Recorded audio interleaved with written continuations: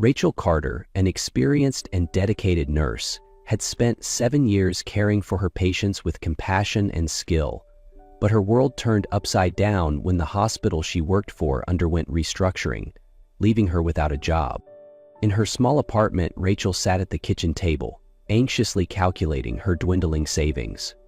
Bills piled up, and the thought of providing for her 6-year-old son Lucas weighed heavily on her shoulders. Lucas, with his bright eyes and boundless curiosity, sensed her worry. "Mom," he asked quietly, "are we going to lose our home?" Rachel forced a smile, hiding her fear. "No, sweetheart. I'll find a new job. Even better than before. You'll see." One late night, while scrolling through job listings, Rachel stumbled upon a peculiar ad. Full-time caregiver needed, on-site residence required, above market salary. The next morning, Rachel found herself in a taxi, heading toward Astor Estate, the address listed in the job ad. As the car approached the towering iron gates, her breath caught.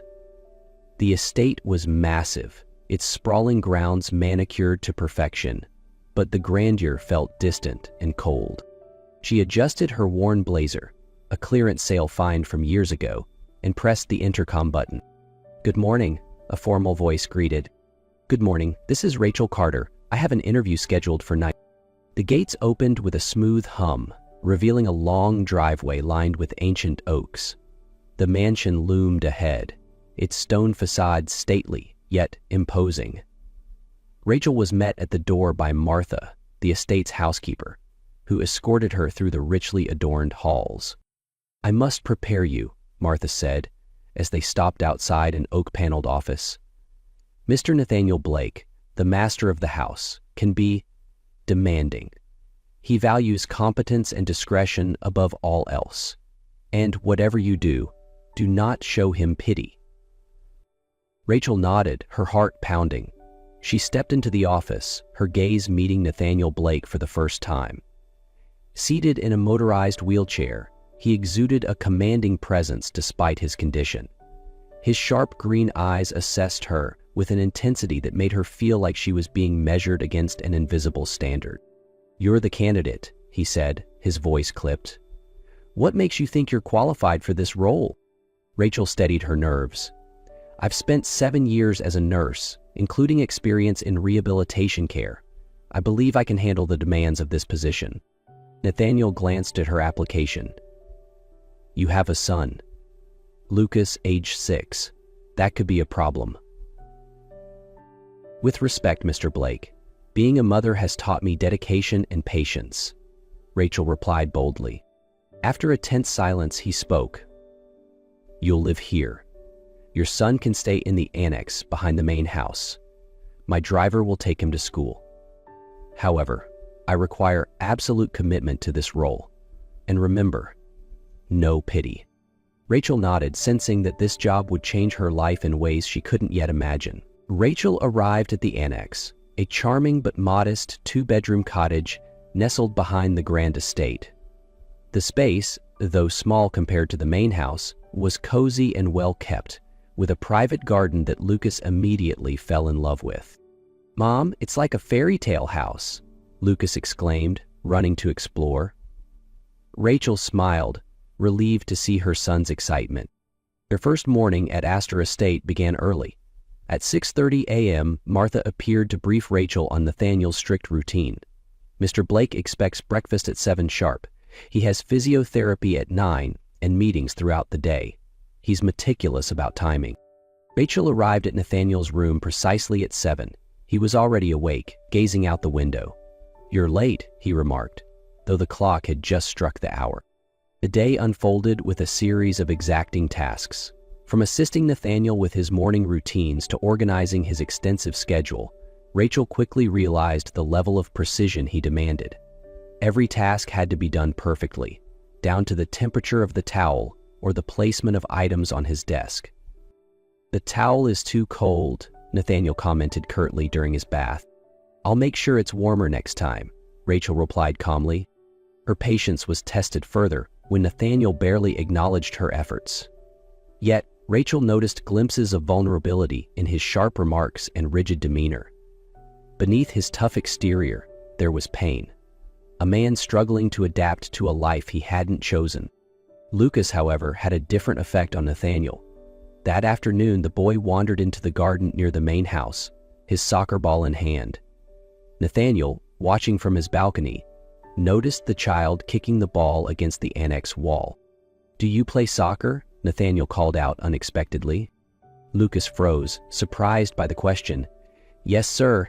I like being the goalkeeper." Nathaniel nodded thoughtfully. "There's an old soccer field at the back of the estate. It hasn't been used in years, but it could be restored. For you." Lucas's eyes lit up. "Really? That would be amazing." Rachel watched, her heart warming as she saw a glimmer of kindness in Nathaniel's guarded demeanor. For the first time, she saw Nathaniel not as the harsh employer, but as a man capable of kindness. That evening, as Rachel tucked Lucas into bed, he asked, "Mom, is Mr. Nathaniel a knight? He has a castle and everything." Rachel chuckled softly, stroking his hair. "Not quite, sweetheart.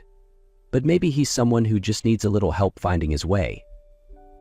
Over the following weeks, Rachel's dedication began to create subtle, yet profound changes at Astor Estate. Nathaniel remained demanding, but Rachel learned to anticipate his needs, executing her duties with calm efficiency. Meanwhile, Lucas's lively presence brought a rare sense of joy to the estate. One morning, as Rachel prepared breakfast for Nathaniel, Lucas burst into the kitchen, his soccer ball clutched tightly in his hands. "Mom, can I play on the soccer field Mr. Nathaniel talked about?" Lucas asked excitedly. Before Rachel could respond, Nathaniel appeared in the doorway, his wheelchair humming softly. "Anderson, the driver, will have the field cleared by this afternoon," Nathaniel announced, addressing Lucas directly. "Thank you, Mr. Nathaniel," Lucas exclaimed, his joy infectious. That afternoon, Lucas ran across the freshly mowed field, kicking his ball with uncontainable energy. From his office window, Nathaniel watched the scene unfold. His stern expression softened as Lucas's laughter echoed across the grounds. "Would you like to join him?" Rachel asked gently, standing behind Nathaniel. "Don't be absurd," he replied brusquely. "I've got work to do." But she caught the flicker of longing in his eyes before he turned away. The field became a place of transformation for more than just Lucas. One weekend, Nathaniel surprised Rachel by asking to referee a friendly match between Lucas and his school friends. Wearing a casual sweater instead of his usual suit, Nathaniel positioned his chair at the sideline and watched intently.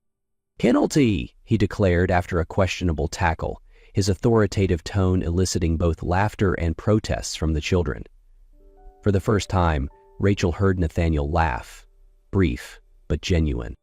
As the game ended and the children ran to the annex for snacks, Rachel noticed Nathaniel lingering on the field, his gaze distant. "You did well out there," she said as she approached. "I haven't been on a soccer field in years," he admitted. "Before the accident, I used to play in charity matches with my team." Rachel sensed the weight of his words and responded carefully. "Maybe it's time to bring some of that back. The field isn't just for Lucas. It could be for you too." Nathaniel didn't reply, but his silence held a sense of consideration. The estate's dynamics shifted further with the arrival of Charlotte Blake, Nathaniel's older sister, who came to recover from a minor surgery. Charlotte was lively and perceptive, her sharp eyes quickly noticing the changes in her brother. "Rachel," Charlotte said one morning as Rachel assisted her with physical therapy, "I don't know what you've done, but my brother is different. Lighter, somehow. He smiles more, even if he tries to hide it." Rachel laughed nervously. "I think Lucas deserves most of the credit. He has a way of bringing out the best in people."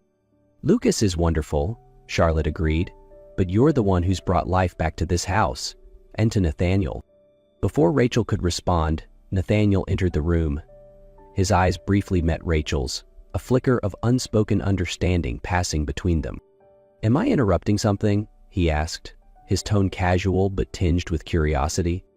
"Just a bit of girl talk," Charlotte replied with a teasing smile. As time passed, Rachel and Nathaniel found themselves drawn closer together. Their conversations grew more personal, touching on their fears and dreams. One evening, as Rachel helped Nathaniel with his physiotherapy, he asked unexpectedly, "Why did you become a nurse?" "To help people," Rachel answered simply, "and to provide a stable life for Lucas after his father left." Nathaniel nodded, respecting the boundary in her voice. After a moment, he said, "Before the accident, I thought I had everything. Success, wealth, independence. But now," his voice trailed off. "You still have so much to offer," Rachel said softly, "and Lucas thinks you're a hero. You've given him something he didn't have before, a sense of belonging." Nathaniel's gaze lingered on her. One evening, as the estate basked in the soft glow of twilight, Rachel brought Nathaniel his evening tea. He was seated in his study, staring out the window, the remnants of a conversation with Charlotte lingering in his mind. "Rachel," he began, his voice unusually hesitant, "there's something I need to tell you." Rachel placed the tray down, her heart quickening. "What is it, Mr. Blake?" Nathaniel turned his chair slowly to face her, his expression conflicted but determined. "It's about how I feel, about you." The words hung in the air, laden with emotions he had kept buried for too long. "These past months," he continued, "you've done more than just care for me. You've brought life back to this place, and to me. I don't think I can ignore how I feel any longer." Rachel felt her breath catch. "Nathaniel, Let me finish," he interrupted gently. "I know our situation is complicated. You're my employee, and you have Lucas to think about. But I need you to know, I care for you, Rachel. Deeply." Rachel's voice was barely above a whisper. "I feel the same. But this is more than just us. What about Lucas? What about the estate?" At that moment, a small voice interrupted them. "Mom?" Rachel turned to see Lucas standing in the doorway, his wide eyes filled with curiosity. "Why are you and Mr. Nathaniel talking like that?" Rachel crouched down to Lucas's level, trying to explain. "Sweetheart, Mr. Nathaniel is very important to us. He's been a good friend and—" "Is he going to be my dad?" Lucas asked bluntly. Nathaniel froze, his expression softening. After a pause, he said, "Only if you'd like that, Lucas." Lucas grinned. "I think that would be cool." For Rachel, the decision became clear. She met Nathaniel's gaze, her heart full of hope. "Then we'll face this together." The next morning, the atmosphere at Astor Estate felt different. Lighter, as though the house itself welcomed the changes to come. Rachel and Nathaniel decided it was time to share their decision with everyone who had become part of their lives. Gathered in the main living room were Lucas, Charlotte, Martha, and Anderson.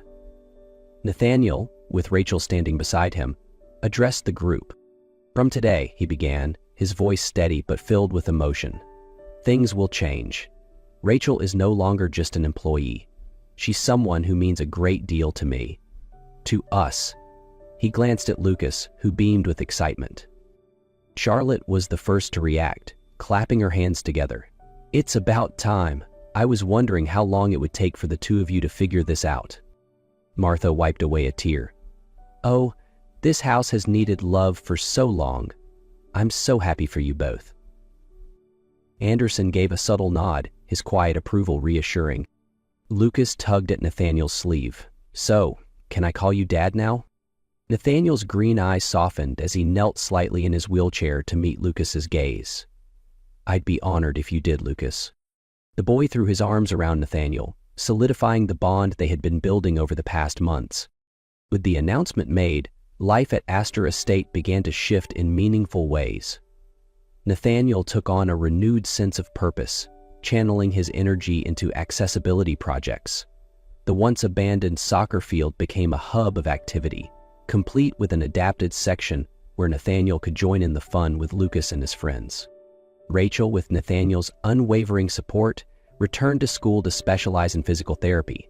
She juggled her studies with her responsibilities at the estate, all while raising Lucas in an environment filled with love and encouragement. One afternoon, Nathaniel surprised Rachel by proposing the creation of a foundation. "We've been given a second chance, Rachel. Let's use it to help others, especially those who faced challenges like mine." Together, they launched the Blake Carter Foundation, dedicated to supporting individuals with disabilities and promoting inclusive design. The foundation quickly became a beacon of hope, transforming countless lives. On a sunny Saturday almost a year later, the family gathered in the garden for a picnic. Lucas and his friends played soccer on the revitalized field, while Charlotte played a lively tune on the piano from the veranda. Nathaniel and Rachel sat side by side, their hands intertwined. "You know," Nathaniel said, his eyes fixed on the vibrant scene before them, "there was a time when I thought my life ended the day of the accident." Rachel squeezed his hand gently. "But it wasn't the end. It was the beginning of a new chapter. Our chapter." As the golden sunlight bathed the estate, their laughter mingled with Lucas's joyful shouts, filling the air with the unmistakable sound of a family truly at peace. The journey that had begun with loss and struggle had transformed Astor Estate into a home brimming with love, hope, and purpose. The estate, once a symbol of isolation, now thrived with life and activity. Nathaniel found new meaning in his work, blending his business acumen with his personal experiences to drive initiatives for the Blake Carter Foundation. He regularly spoke at conferences, advocating for inclusivity and sharing his journey of resilience and rediscovery. Rachel often stood by his side, her strength and compassion a testament to the partnership they had built. Lucas thrived in his new environment, excelling at school and becoming the heart of the estate with his boundless energy and curiosity. He often boasted to his friends about the coolest soccer field ever and the dad who was the best referee in the world. One evening, as the family gathered on the terrace, Charlotte raised a toast. "To new beginnings," she said, her voice filled with pride. "To a house that's finally a home, to a family that's found its heart, and to the future you're all building together." Rachel, her hand resting on Nathaniel's, smiled warmly. "None of this would have been possible without everyone here. This isn't just our story, it's all of ours." Nathaniel looked at Lucas, who was animatedly telling a story about his latest soccer game. "You know," he said, his voice thoughtful, "I once thought I'd lost everything that mattered. But now, I see that life didn't take from me. It gave me something far greater." Rachel leaned in, her voice trembling with emotion.